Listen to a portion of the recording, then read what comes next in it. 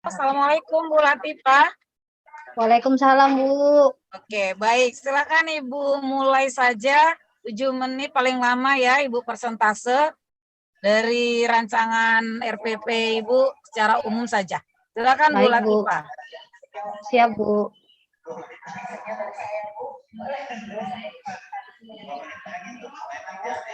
Langsung saja. Oke. Di uji kompre ini saya akan mempresentasikan bagian-bagian dari hasil rencana aksi saya. Baik, Bu, untuk rencana pelaksanaan pembelajaran yang pertama, dasar penyusunan RPP saya yaitu analisis standar kelulusan atau SKL atau KI, analisis kompetensi dasar dan perumusan IPK serta tujuan dari pembelajaran.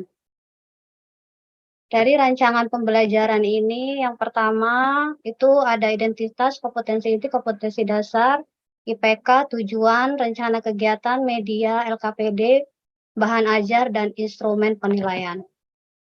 Ini bagian dari identitas RPP. Dan ini adalah kompetensi inti. Dan ini adalah kompetensi dasar dan IPK yang berdasarkan IPK ini berdasarkan dari HOTS ya, Bu ya. Ini tujuan pembelajaran.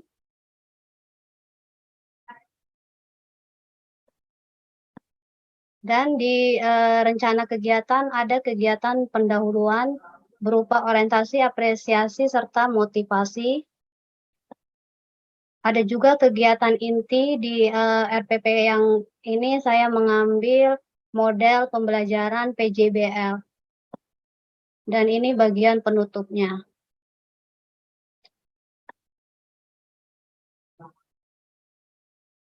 Media pembelajaran yang saya gunakan adalah media PowerPoint dan video pembelajaran. Dan ini adalah bentuk dari LKPD yang sudah saya buat. Ini bahan ajarnya. Dan ada instrumen penilaian keterampilan, sikap, dan pengetahuan. Serta ada evaluasi. Sekian, Bu, untuk bagian-bagian dari bahan ajar atau perangkat untuk rencana aksi yang akan digunakan. Terima kasih. Oke, baik, makasih. Boleh di stop share, Bu. Baik, Bu. Baik. Mana sehat Bu Latifah? Alhamdulillah sehat, Bu. Ya, kita mulai saja. Nah, dalam proses sebelum Ibu masuk kepada tahap uji komprehensif ini, tentu ada upaya-upaya yang dilakukan untuk menuntaskan proses kegiatan pembelajaran. Salah satunya adalah dengan menentukan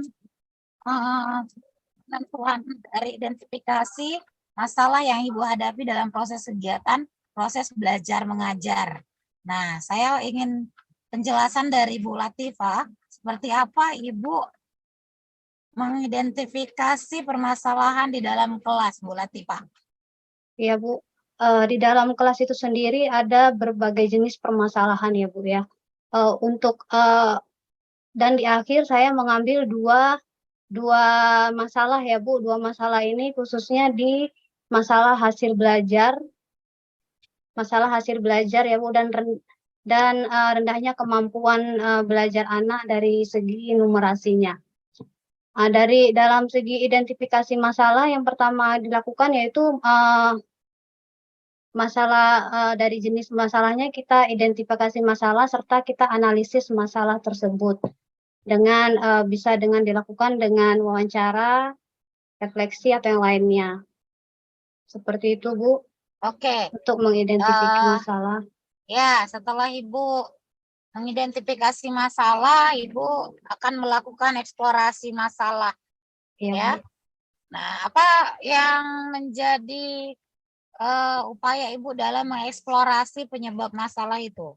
Dalam mengeksplorasi penyebab masalah itu yang saya lakukan itu mencari kajian literasi, terus dari artikel, literatur, serta dari wawancara, baik itu kepala sekolah, rekan sejawat, guru penggerak maupun pakar, Bu. Baik. Hasil Lalu, hasil kajian eksplorasi tersebut kemudian dianalisis penyebab masalahnya. oke, untuk persoalan di dalam proses pembelajaran Ibu, apa yang menjadi masalah yang urgensi? Yang urgensi hasil belajar siswa Bu yang masih rendah. Dalam tema apa? Dalam pembelajaran IPS yang sudah saya berdasarkan hasil yang sudah saya dapatkan dari beberapa mata pelajaran walaupun dia tematik, tetapi saya melihat IPS ini hasil belajar anak itu masih rendah, Bu. Sekitar 13 anak dari 39 anak dibanding pelajaran yang muatan yang tema yang lainnya. Oke, ya. Nah, dari situ Ibu bisa menentukan permasalahan yang terpilih lalu penentuan solusinya. Seperti apa penentuan solusinya, Bu Latifah? Penentuan solusi dari masalah itu kita mencari akar penyebab masalahnya, Bu. Akar penyebab masalah itu sendiri bisa dari gurunya, dari kita sendiri, kita refleksi, kita apa kekurangan kita, kenapa masalah itu terjadi, kemudian kita mencari kajian literatur serta wawancara kembali, Bu, dengan kepala sekolah, guru maupun pakar. Oke. Kemudian Hah? kemudian kita analisis lagi alternatif solusinya dengan mencari kelebihan dan kekurangannya. Oke, lalu setelah melaksanakan proses itu semua, apa kira-kira dampak dari solusi yang Ibu dapatkan itu?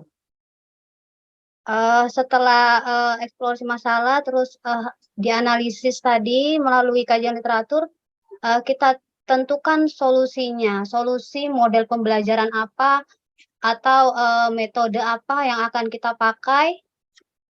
Ada error apa nih? Dalam permasalahan Ibu apa yang dilakukan?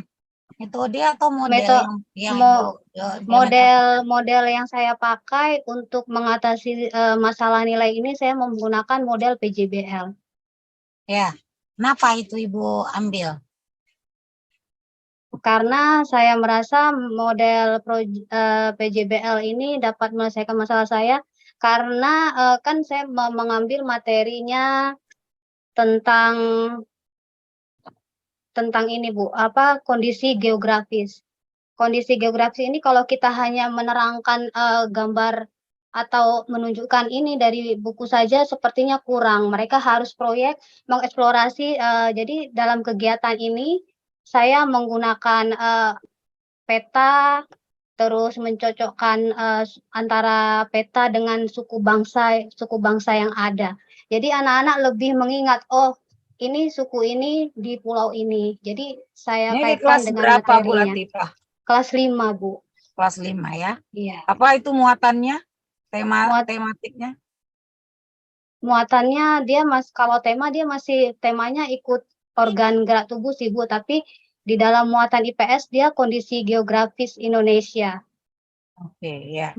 Baik, berarti sudah kita ketahui ya bagaimana upaya-upaya dalam proses pembelajaran itu untuk perbaikannya salah satunya adalah Ibu mengubahnya dengan model PCPL gitu ya. Iya, Bu. Oke, berarti kan semuanya itu berangkat dari tentunya Ibu memperbaiki seluruh perangkat pembelajaran.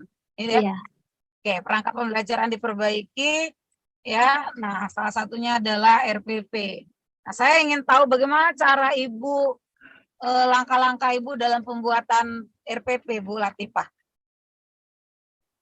Langkah-langkah dalam pembuatan RPP yang sebelumnya kita hanya mengetahui bagian RPP itu hanya membuat RPP dan lembar penilaian saja, Bu. Tapi di sini kita dituntut juga membuat bahan ajarnya, medianya. Ya, langkah-langkah buat RPP-nya bagaimana? Mulai dari apa? Mulai dari identitas, Bu. Oke, terus? Mulai dari identitasnya, baru KI-nya, terus KD-nya, indikatornya, baru tentang tesnya, ya tujuannya, terus materi yang